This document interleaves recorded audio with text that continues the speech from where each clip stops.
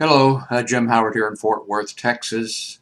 Today is June 3rd, 2013. Haven't made a video in a while, so I decided it was time to make one. And I just blogged about something on my blog, Howard's Notebook, and then I got to thinking it would be much easier uh, I went ahead and posted that, but it'd be much easier just to make this little video. So I'm going to try to keep it short. I wanted to talk about storm chasers. We had these three storm chasers who were killed. It's very unfortunate. I feel sorry for their families. I feel sorry for them. I feel sorry for their friends. And I feel sorry for their families. Uh, Now, this is going to seem kind of cold. And in a way, I don't want to be talking about them. I want to talk about storm chasers in general. But their death, brought up something that I felt for a long time. And that is that I don't think these storm chasers produce any useful data for the weather department. I don't think they do any real research that the weather department needs and can't get in some other way. I think these people, when they're out on the road, they're enjoying a thrill sport.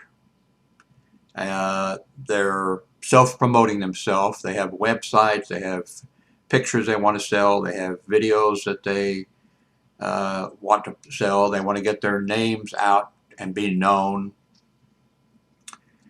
Uh, I mean, none of that's illegal. None of it's wrong. But I do think that these storm chasers who go out, uh, if something happens to them, if they have a traffic accident, if the storm gets them, police, fire, and EMS has to respond to them to rescue them. It's dangerous whenever police and fire respond. There's always a possibility of something happening, an accident on the way to help somebody or something. Also, these units are then taken out of service and they can't help somebody else. Also, these from the videos I've seen on TV, and I never watched the TV show that these guys did called Storm Chasers that I may have flipped by or something. Uh, from what I've seen and from what I know, uh, these people are out in dangerous weather.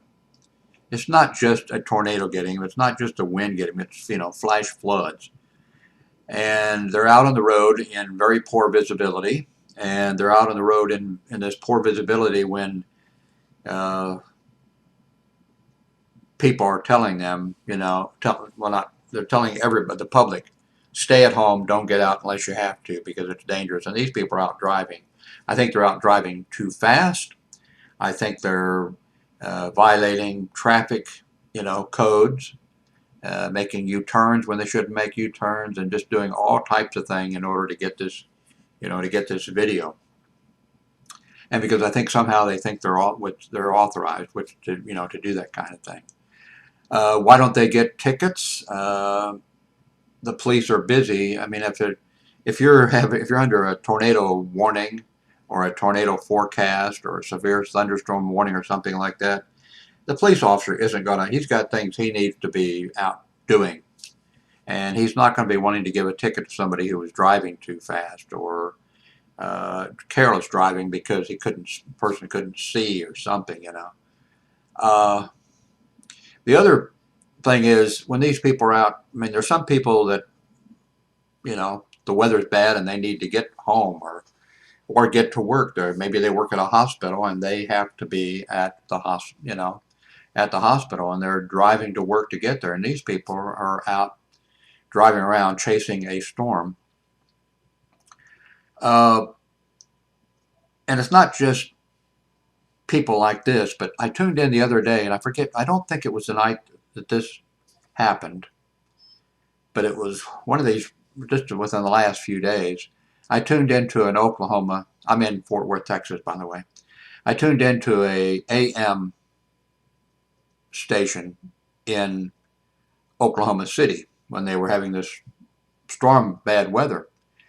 And I don't know, I can't remember which station it was. And I don't know if it's one of the major stations, or whether but, and I couldn't tell how many units they had, cars they had out driving around. It must have been 4 or 5. Maybe they had more.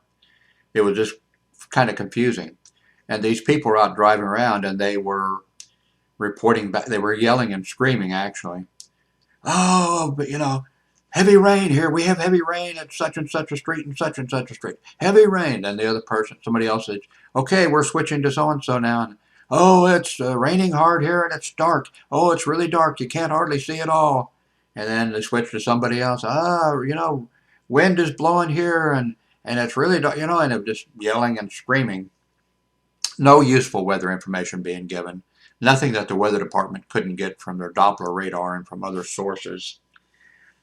Uh, Now that's 1 a.m. And then, by the way, later I kept listening to just that one station, and then later when the storm hadn't completely left the air, but it died down wherever this car was, or maybe all of the cars. The guy was saying, "I don't know why there must be a."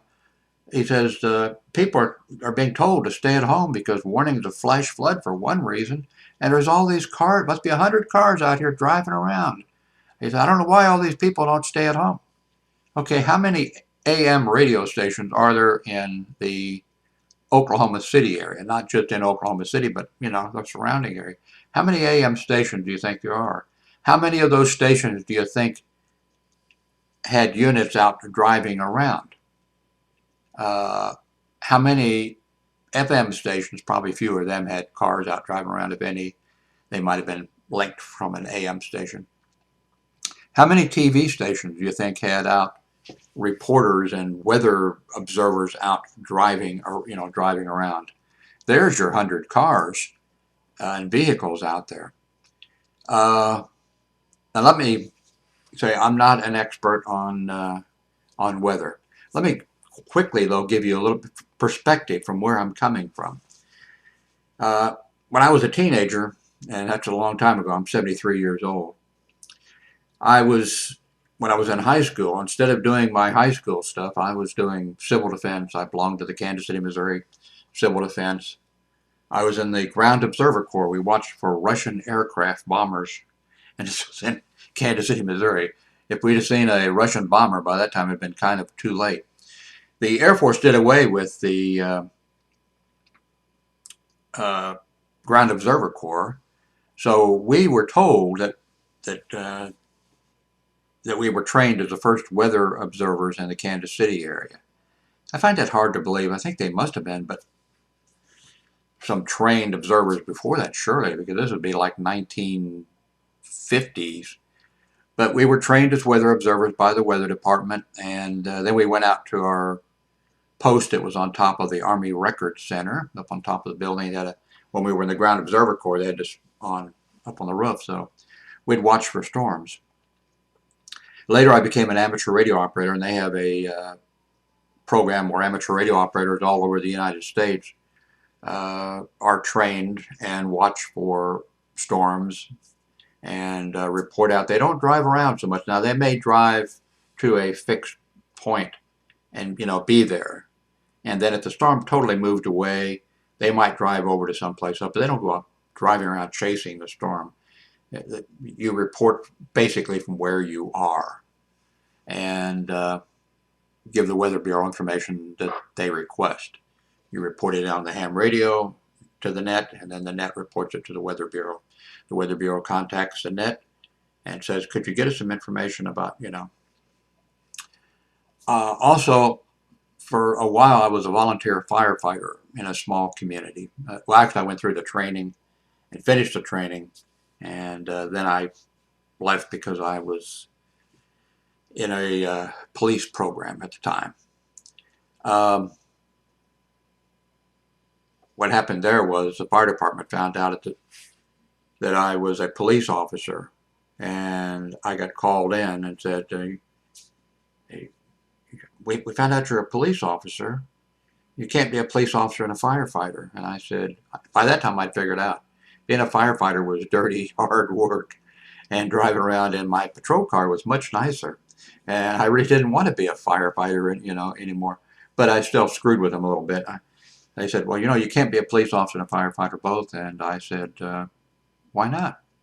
And they said, well, when you show up at a fire, we won't know whether you're a firefighter or whether you're a police officer. And I said, well, if I show up with an axe, then I'm a firefighter. If I show up with a gun, then I'm a police officer. But anyway, I just screwed with him. But then when I was a police officer for this small town, I was the only officer on duty. And but the fire department, the volunteer fire department, they went out. But I patrolled or whatever. Driving around in a storm, you can't see, especially at night. You cannot see very much. It is really difficult to see. Also, for 30 years, I was a hospital security officer, and one of the things the hospital security officers do, every year you're trained, in spotting and recognizing tornadoes and that type of thing, and then you go around to the various units in the hospital every year, and you show them a video, training video on tornadoes, and then you tell them what the hospital code gray plan or whatever it happens to be called at that hospital, and what they should do, covering windows, moving patients' beds away from windows, various things like that. Uh, Also, as a hospital security officer, you have your duties to perform, but you also monitor the weather, or you had the switchboard operator monitoring the weather for you and reporting it to you, or a dispatcher if you happen to be in a department that had a dispatcher or whatever. And then at some point, you might have to go to the house supervisor. Now, of course, it seems like those things never happen during the daytime. It seems like it's always on the weekends and always at nights when you don't have the staffing and when you don't have management people there. I had to go, to the house supervisor a few times and say, I recommend that we go into our emergency plan. One time at one hospital, the nursing supervisor refused to do so. I mean, I'm saying, we really need to go into it. There's a tornado on the ground at 119th Street heading it's coming this way, and no, I don't want it. It would just when we announced the all clear, it would the patients would be sleeping then, and it would disturb them, and so we did not go into code gray or whatever the code was called at that hospital at that time. All the other hospitals did, and there were right behind us. There was a street right behind us, and there was another big hospital there the same size, St. Mary's Hospital. They went into their plan. We were the only hospital that didn't go into the plan. Later, well, I never had that trouble. I never had that problem again. But at one hospital, uh, I contacted the house supervisor. Said, we need to go into code gray, and she said, well, call the police department and check it. And I said, no, we need to go into code gray. We need to go into it right now. So she said, okay, tell the switchboard operator. And so the switchboard operator announced it, and then we started doing our thing.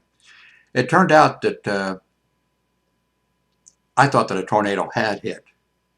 Uh, it turned out to be, I found out like a day or so later that it was a microburst. I had never, all this training I suppose that I never had heard of a microburst until that time. Uh, so I've been around this for quite a while. I'm not an expert at all, and maybe these three who were killed, maybe they were doing some kind of research, but I really doubt it. But I think that these people out here who are doing storm chasing are just cowboys, you know, having fun, and maybe trying to make a few bucks by a picture or video, or just having their name, widely known. I don't see that there's anything we can really do with all the freedoms we have in this country. I don't really see that there's much that we can do to stop these people from doing it. The only thing that would stop it from happening, I think, is if these people were not reward. If the radio stations that send these people out driving around if all the listeners or TV viewers would say, "I'm not watching your station because these guys out here driving around are, in endangering others," and or if people wouldn't, buy these videos, or if there weren't TV shows about. That's a problem. I know this will run a little bit. Let me. When I think it was nine. What was it? What was that? Police. What was the first reality? Uh, was it 911 or anyway? Where the police started had this TV show on with police officers, and people started watching that. Okay, I was working hospital security, and that was the first one of those shows like that. And so the firefighters would come into the hospital, bring a patient in, and they'd say, "Well, they should have, I didn't bring it up to them, and nobody brought it up to them. They'd come in, they should have a program about firefighters and EMS. They should have a program like that about them." Of course, eventually they'd have TV shows about them and park rangers and uh, everything you can imagine, but at that time they didn't. Uh, Even got to I saw this actually happen. The paramedics would. Let me give you one unbelievably tragic. I heard the EMS dispatched on a call. It was, let's say, I don't remember the exact time. It was like 10:05 p.m. They were dispatched to the home. Person with difficulty breathing, and they got there very quickly. 10:10. Very quickly. They got there, and then they were there, and our ER was quiet. And I told the ER doctor and the nurse, I said, you know, such and such fire department went out on difficulty breathing, so because the doctor could go to bed if there was nothing going on, the ER doctor could just go to bed until a patient came in. So anyway, I let him know what was going on. So it's 10:10. They're there. It's 10:30. They're still at the scene. I hear some other units heading up, going by there. Uh, it's 10:40. They're still at the scene, haven't transported the patient. 10:45 or whatever. The ER doctor, what happened? I said, they're still there. Uh, then on the radio, I hear, they're working a code at that location. And then about 10:50, they're transporting the patient, and they bring in the lady, and she's dead, and a young lady. And the paramedic or the EMT or whatever, he's in the room filling out his paperwork, and he's saying, "Did we get that child that called in from the home? Did we got that on tape? That'd be a good." By the time I think they might have had a TV program or whatever.